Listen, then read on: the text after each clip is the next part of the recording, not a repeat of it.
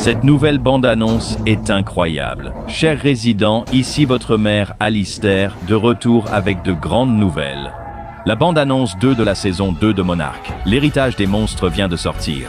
Et elle nous offre de nouvelles images de Kong, Godzilla, Li-Sho et d'un nouveau titan terrifiant. Ce titan pourrait aussi partager un trait avec Space Godzilla, censé revenir dans Godzilla X Kong Supernova. Nous avons déjà réagi, donc si cela vous intéresse, regardez sur la chaîne. Passons maintenant directement à l'analyse de cette bande-annonce. Abonnez-vous et activez les notifications.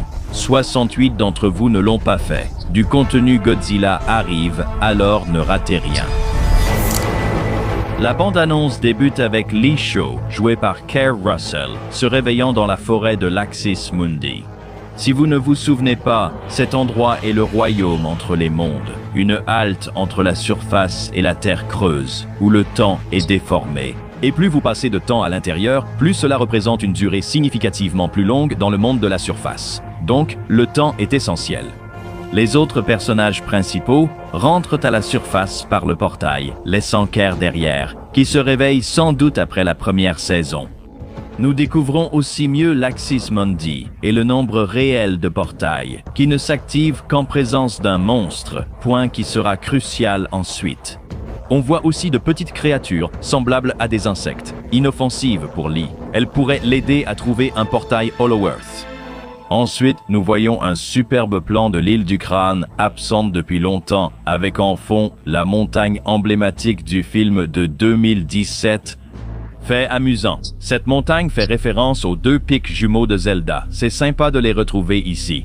Kong, le grand gaillard poilu, se réveille d'une sieste dans la jungle, troublé par l'onde de choc due à l'activation du portail du Hollow-Earth.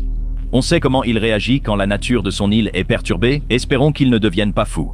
On retrouve Anders Home en Bill Randa, ce qui me fait plaisir après la première saison. Je me demandais comment ils allaient développer ce personnage. C'est agréable de voir qu'il reste important, c'était l'un de mes préférés. Il traverse une caverne et découvre une peinture rupestre devenue une tradition du Monsterverse. Un monstre calmar géant tourmentant une tribu autochtone. C'est probablement le méchant de la saison 2, un peu comme le dragon de fer dans la saison 1, et nous en verrons plus à ce sujet plus tard dans la bande-annonce. Anna Sawai revient en Kate Randa, mais on ignore où elle est. L'ambiance futuriste suggère un lien probable avec Apex. Et ensuite, nous avons une scène incroyable, car on voit Godzilla rugir alors qu'il envahit une ville, avec la prise de vue du point de vue d'un civil terrifié. Regardant impuissant le titan détruire sa maison, c'est l'un de mes plans préférés du Monsterverse.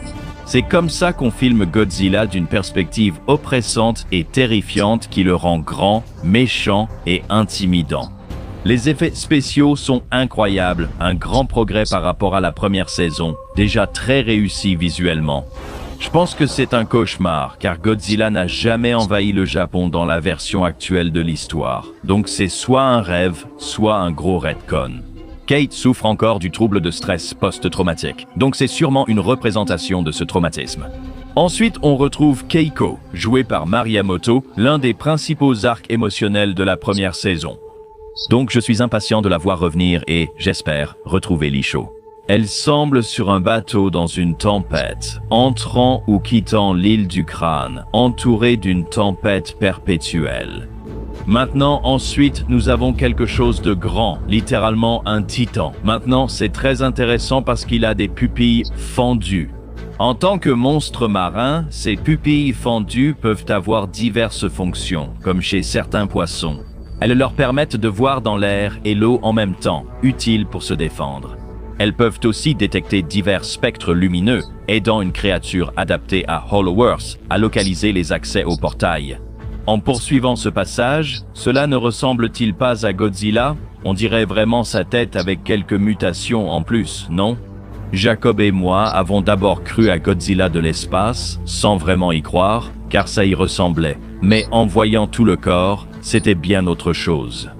On y reviendra plus tard dans l'analyse. Puis, on voit apparemment Kate Randa s'approcher d'un temple japonais. Peut-être reçoit-elle ici la vision de Godzilla détruisant une ville japonaise. Difficile à dire car la scène ne donne aucun indice. Peut-être que c'est lié à Mothra, qui sait? Ensuite, on observe l'onde de choc d'Apex tentant d'activer le portail Hollow-Earth, peut-être pour s'échapper de Skull Island et réapparaître ailleurs à la surface. Clairement, ils sont coincés après que le grand gaillard ait détruit leur quartier général. Ensuite, on voit Keiko, Tim, Hiroshi et, je pense, Mei réagir à une perturbation que je pense être un portail Hollow-Earth activé avec succès. Ça soulève la poussière et risque d'énerver le grand poilu, car cela attirera sûrement un autre titan sur l'île. Ça pourrait aussi être des hélicoptères, puisqu'on les voit plus tard dans la bande-annonce. Dans le plan suivant, Lee Shaw réagit à ce qui semble être un titan sortant d'une montagne. On voit les tentacules s'envoler, tandis qu'il se libère et monte sûrement à la surface pour chasser. Je pense que Lee Shaw l'a fait exprès pour activer un portail Hollow-Earth, puisque seuls les titans pouvaient les activer en les traversant. Il pouvait donc obtenir de l'aide et retourner à la surface en sécurité. Mais réveiller un titan a toujours de lourdes conséquences. Kong ou Godzilla pourront-ils arrêter cette chose? Qu'en pensez-vous? Donnez votre avis en commentaire. Ensuite, on voit ce magnifique plan de la tempête perpétuelle de Skull Island, qui rappelle fortement le film de 2017.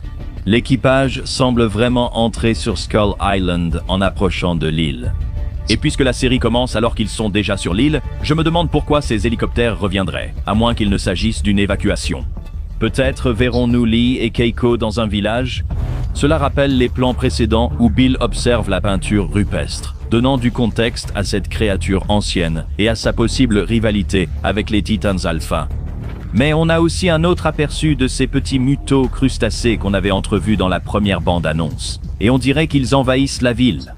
Et si mes théories sont correctes, ce sont les bébés de ce monstre. Et ici, on assiste en fait au réveil de maman. Ensuite, on voit ce plan terrifiant où ce gigantesque titan sous-marin s'approche de ce minuscule point au loin, qui est en réalité un bateau entier piloté par nul autre que Lee Shaw. Dans la première bande-annonce, on le voit terrifié sur un bateau avant que le navire ne soit écrasé et englouti par la tentacule du monstre.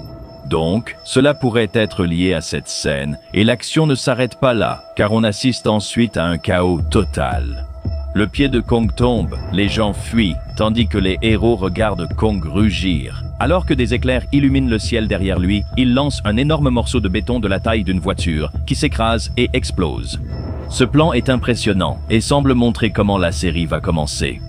La saison reprend là où la première s'est arrêtée, avec Kong s'approchant de la base Apex après l'activation d'un portail Hollow-Earth. Les effets spéciaux semblent à nouveau meilleurs que ceux de la saison précédente.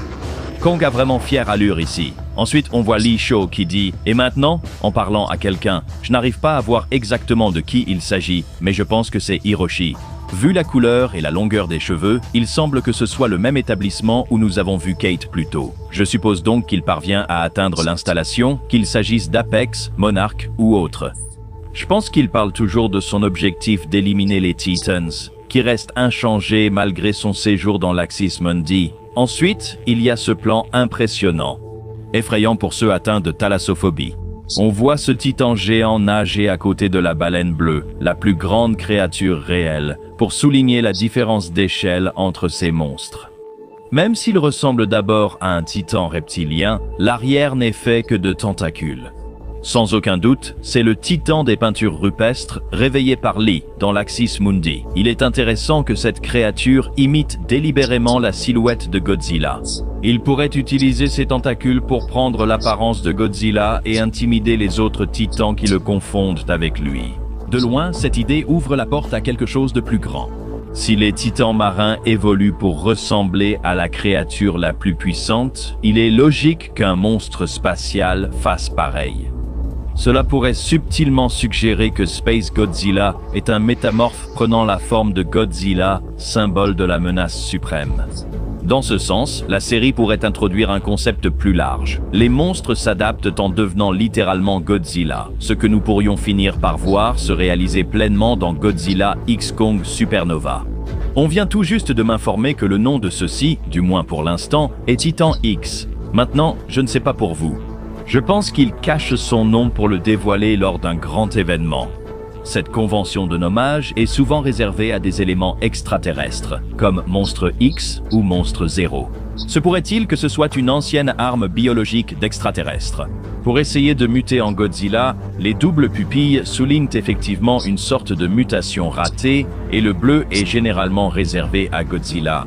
Cela pourrait-il suggérer un certain monstre futur qui finirait par réussir à se répliquer en Godzilla? Il faudra attendre et voir, n'est-ce pas? Quoi qu'il en soit, j'étais simplement heureux. Ce calmar n'est pas ordinaire et offre un aspect visuel unique.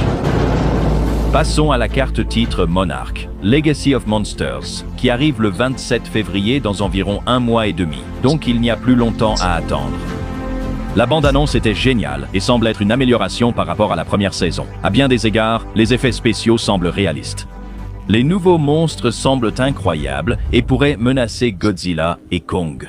Avant la saison 2, je craignais surtout de ne pas voir beaucoup Kurt ou Wyatt Russell en Lee Shaw. Son arc jeune semblait fini et le Lee plus âgé était piégé dans l'axe Monday. Je suis content qu'on verra plus de lui et du reste de la distribution. C'était clairement les meilleurs du casting humain de Legacy of Monsters. Ces bandes annonces pourraient cacher le vrai drame de la série, ce qui risque d'agacer certains quand il sera révélé dans les épisodes. Mais dans l'ensemble, cela semble développer la franchise de manière intéressante et innovante, en posant potentiellement les bases du futur de la série de films. J'ai hâte de revoir les peintures rupestres, devenues un classique du Monsterverse. Le 27 février approche, et on sera là pour tout vous raconter. Si vous souhaitez une vidéo sur ce nouveau titan, dites-le nous en commentaire. Abonnez-vous et activez la cloche. Pour devenir habitant de Dangerville, j'ai été Alistair. À la prochaine vidéo, chers habitants.